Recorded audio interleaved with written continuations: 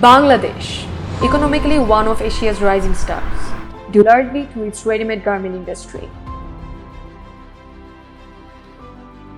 It is the largest industry in Bangladesh, contributing to more than 10% of the economy. Approximately 4 million people work in the factories. Over 80% of them are women.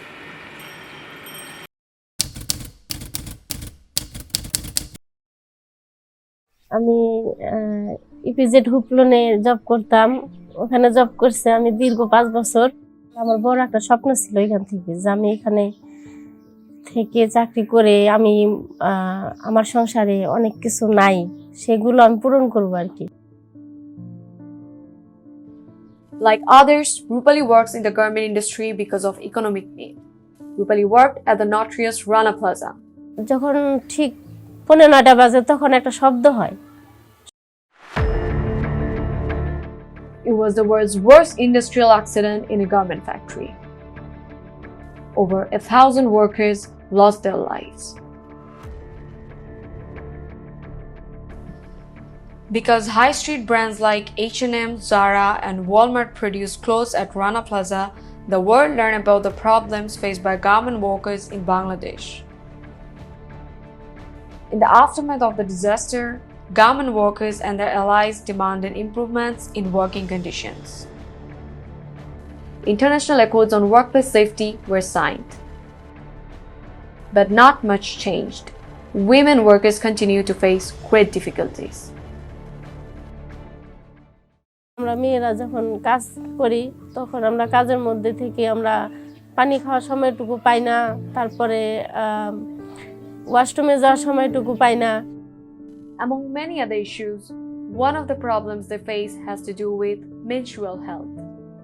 আমাদের যখন ওই মাসিকটা হয় আর কি, তখন আমরা আমাদের কিন্তু প্যাড ব্যবহার করতে হয়। আমি নিজেই কাজ করতেছি, এক সময় যে একটা প্যাড পরে আছে সেই প্যাডটা থাকা মানে ওটাতে ভিজতেছে, তো ওটা চেঞ্জ করার সময় পাইতেছি না। তার জন্য আমাদের রানের 2 সাইডে অনেক মানে ফুলে যায়, ঘা হয়ে যায় বা ইনফেকশন হয়ে যায়। Rupali raised her concerns with factory supervisors. বড় অফিসাররা থাকে তারা বুঝতে চায় না, HR বুঝতে চায় না। তারপরে ডাক্তারদের কাছে যাওয়া যদি বলি ওরাও একই কথা বলে, এটা তো স্বাভাবিক হয়েই থাকে, এটা কোনো সমস্যা না, চেঞ্জ করো, কাজে বসো, সমস্যা কি। Unable to get help, she turned to the Bangladesh Garment Workers Solidarity. The organization is run by Taslim Akhtar. They help workers, especially women, with health and safety issues. They also advocate for higher wages.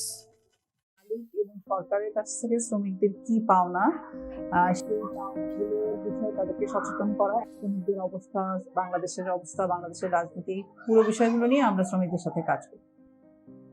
আমরা মনে করি প্রথম সমস্যা হচ্ছে মজুরির সমস্যা। শ্রমিকরা যে মজুরিটা পায় এখন সেটা 8,000 টাকা, দীর্ঘ সময় 8 ঘন্টার পরেও 10 ঘন্টা, 12 ঘন্টা, 14 ঘন্টা কাজ করতে হয় এবং সেই কাজ করে সে যেই মজুরিটা পায় সেটা আসলে কোনোভাবেই বেঁচে থাকার জন্য যথেষ্ট না। Taslima spends 1 day a week with the workers. Every Friday she meets with them and helps them with their problems. কারখানার মালিক এবং বিদেশি বায়ার এই 3 পক্ষই আসলে শ্রমিকদেরকে কেবল মেশিন বা অন্যান্য যে প্রোডাক্ট আছে এই কাপড় তৈরি করার ক্ষেত্রে তাদের ওই প্রোডাক্টের মতোই বিবেচনা করে। সেই ইকোনমির মধ্যে শ্রমিককে মানুষ হিসেবে ট্রিট করা, নাগরিক হিসেবে বিবেচনা করা, তার তো আসলে খেয়ে পরে বাঁচতে হবে এবং সে যদি সুস্থভাবেও কাজ করতে আসে, একজন শ্রমিক যদি সুস্থ থাকে তাহলে সে উৎপাদন ভালো করতে পারবে, তার স্কিল বাড়বে। এই সচেতনতার লেভেল পর্যন্ত আসলে আমাদের ওনারা এখন পর্যন্ত আসতে পারেন নাই। One of the ways to raise awareness is to train workers about their rights.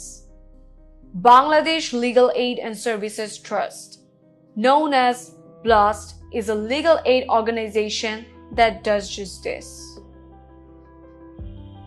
BLAST যেহেতু একটা আইন সহায়তাকারী প্রতিষ্ঠান, তাদেরকে আমরা সচেতনতামূলক প্রশিক্ষণ দিয়ে থাকি। বিশেষ করে শ্রম আইন, তারপরে হচ্ছে আপনার নারী শিশু আইন, জমি জমা আইন, পারিবারিক আইন, আরও অন্যান্য যে আইনগুলো আছে সেই আইনগুলো কিন্তু আমরা আলোচনার মধ্যে নিয়ে আসি। কীভাবে মামলা করতে হবে, কোথায় গিয়ে মামলা করতে হবে, হ্যাঁ, এই পর্যায়ে মামলার এই পর্যায়ে কি করতে হবে, সমস্ত বিষয়গুলো নিয়ে আমাদের এই লিগ্যাল ক্যাম্পগুলোতে আলোচনা হয়ে থাকে। One of the issues that BLAST trains workers on is sexual harassment. 80% of the garment workers in Bangladesh have either seen or directly experienced sexual violence or harassment in the workplace, but only few are successfully able to get redress. সমস্যা হচ্ছে যে নারী শ্রমিকরা যখন যৌন হয়রানির শিকার হয়, সেখানে অভিযোগ বক্স থাকে না, তারা কোনো অভিযোগ কমিটি থাকে না, অভিযোগের প্রেক্ষিতে তার একটা সমাধান দেয়া লাগবে, সেটাও কিন্তু নারী শ্রমিকরা সেই সমাধান পায় না, এবং সেই ক্ষেত্রে একজন নারী শ্রমিক কিন্তু আরো বেশি অসহায়তা বোধ করে। BLAST has also formed self-help groups to get workers to know about their rights. এই ধরনের সেলফ হেল্প গ্রুপকে যদি আরেকটু ভালোভাবে তাদেরকে প্রশিক্ষিত করে যদি কনফিডেন্ট আরেকটু মানে তাদের মধ্যে তৈরি করা যায়, আমার ধারণা যে ভবিষ্যতে হয়তো এই ধরনের সমস্যাগুলো থাকবে, তারপরে অনেকটা কমে যাবে। One member of the self-help groups is Brishti.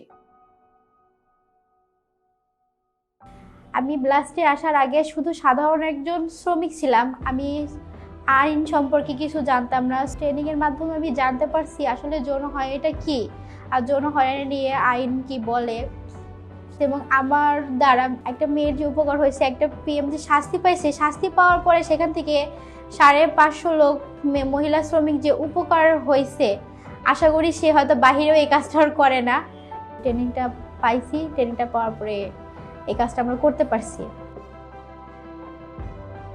Through awareness raising and knowing their rights, workers are able to make small gains in the workplace. But more needs to be done. তদারকি করার কাজ হচ্ছে রাষ্ট্রের। তো আমরা সেই জায়গায় দেখি যে আসলে রাষ্ট্র আর মালিক মনে হয় আমাদের কাছে এক, মানে খুব পার্থক্য নাই, দুইজনই আসলে শ্রমিকের কাছ থেকে তার সবটুকু নিয়ে নেওয়ার চেষ্টা করছে। শ্রমিকরা অর্গানাইজড না হবে বা মুভমেন্ট তৈরি না হবে, এইটা ছাড়া আর কোনো পথ আমরা মনে করি না আছে। উচিত যে আমরা সবাই রাজপথে নামি আমাদের দাবি দেওয়াটা, যেটা আমরা যদি রাস্তায় নেমে যদি সেটা চাই, তাহলে হয়তো সরকারের সম্ভবত এটা দিতে পারে, কিন্তু এটার জন্য আমাদের অনেক লড়াই করতে হবে।